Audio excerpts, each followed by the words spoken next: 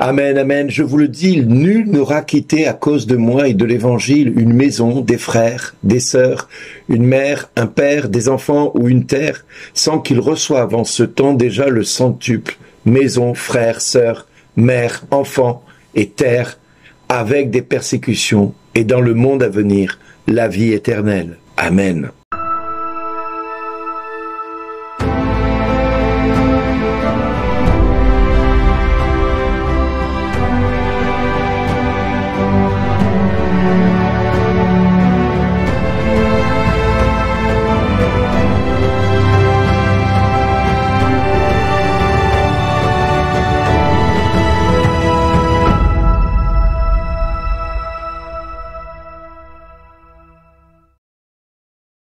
Bonjour les amis, heureux de vous retrouver tous ce matin. Merci d'être de plus en plus nombreux et merci de partager cette vidéo auprès de vos amis et de vos proches. Oui, ces 7 minutes sont essentielles pour vous, mais aussi pour ceux que vous aimez. Ils doivent découvrir que le Seigneur les appelle, que le Seigneur les attend, que le Seigneur les appelle par leur nom parce qu'il les connaît depuis qu'ils sont conçus dans le sein de leur mère. Avant qu'un jour ne soit dans le sein de ta mère, depuis toute éternité, je te chérissais. J'avais des projets d'amour pour toi, nous dit le Seigneur. Mais aujourd'hui, le Seigneur nous dit que de le suivre, de renoncer à tout pour le suivre. Du reste, c'est ce que les apôtres vont dire à Jésus. Par Pierre, nous avons tout quitté pour te suivre. Et oui, c'est tellement essentiel de tout quitter pour suivre Jésus. Et combien parmi nous avons eu à cœur à un moment donné, de faire un choix qui fut radical. Et ce choix est des fois lourd de conséquences parce que il peut apporter la vie comme il peut apporter la mort. Mais ce choix est essentiel. Je vous en parlais hier, que c'était essentiel pour aller de l'avant, pour découvrir la volonté de Dieu sur nous et surtout pour découvrir son amour et sa miséricorde. Alors toi mon ami qui viens là pour la première fois, peut-être pour ce 7 minutes pour Jésus, je t'invite à écouter ce que la parole de Dieu nous dit en ce jour et à la relire et à la méditer dans ta chambre, dans le secret de ta chambre. Aujourd'hui, le Seigneur nous parle qu'on ne peut pas venir les mains vides auprès du Seigneur. Le texte de Ben Sirac le sage nous le redit et nous le redit sans cesse, mais le psaume nous dit écoute mon peuple, je parle, Israël, je te prends à témoin, moi Dieu, je suis ton Dieu, je ne t'accuse pas pour tes sacrifices, tes holocaustes sont toujours devant moi. Alors offre à Dieu un sacrifice d'action de grâce, accomplis tes vœux envers le Très-Haut, qui offre le sacrifice d'action de grâce, celui-là me rend gloire sur le chemin qu'il aura pris, je lui ferai voir le salut de Dieu. Voilà le psaume, comment il nous invite à aller de l'avant et à offrir vers Dieu quelque chose qui nous coûte, quelque chose qui nous soit dur. Et le texte de la première lecture nous le redit en long et en large, que d'offrir de multiples offrandes, c'est observer la loi, que de s'attacher à offrir un sacrifice de paix, c'est s'attacher au commandement, que d'offrir la fleur de la farine, c'est montrer un cœur reconnaissant, offrir un sacrifice de louange, c'est faire l'aumône, on obtient la bienveillance du Seigneur en se détournant du mal, on offre un sacrifice d'expiation, c'est-à-dire de repentance, en se détournant de l'injustice. Ne te présente pas devant le Seigneur les mains vides.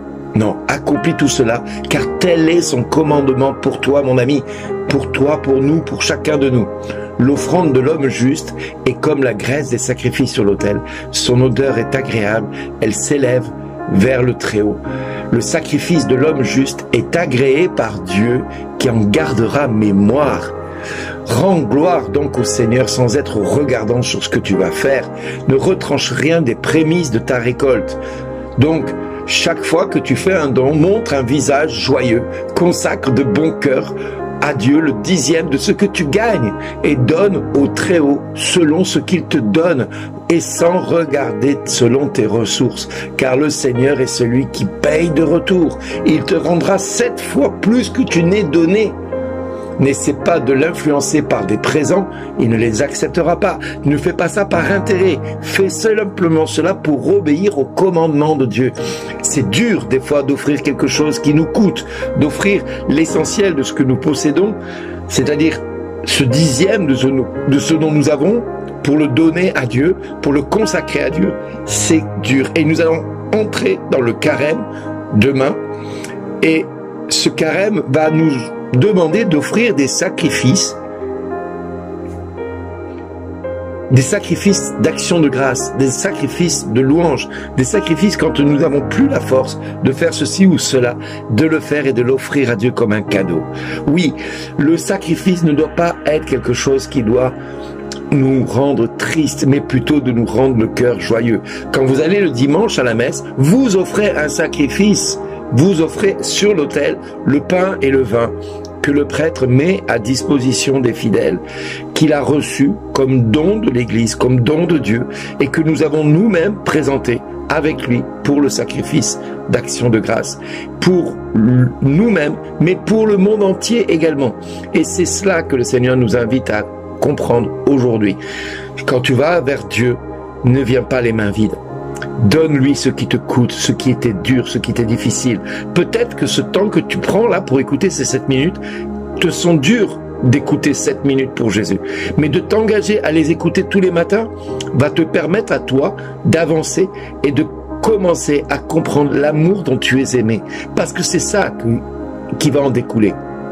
Dieu va te manifester son amour, sa tendresse, sa bonté, sa miséricorde par-dessus tout. Tu es peut-être quelqu'un qui te sent coupable d'avoir fait des choses pas belles, des choses moches, des choses qui te pèsent depuis des années sur ton cœur. Oui, eh bien viens les déposer devant l'autel du sacrifice, devant l'autel du Seigneur. Viens les présenter à Dieu. Et puis, peut-être que de tout cela, le Seigneur va te demander de faire un pas de plus, d'offrir encore quelque chose d'autre, de faire l'aumône envers quelqu'un qui est dans le besoin, de venir en aide à quelqu'un qui est malade, d'aller lui rendre visite, de te donner du temps et de lui donner du temps pour que cette personne ne se sente moins seule. Peut-être que tu as un malade autour de toi qui a besoin de ta visite, de ta présence à ses côtés.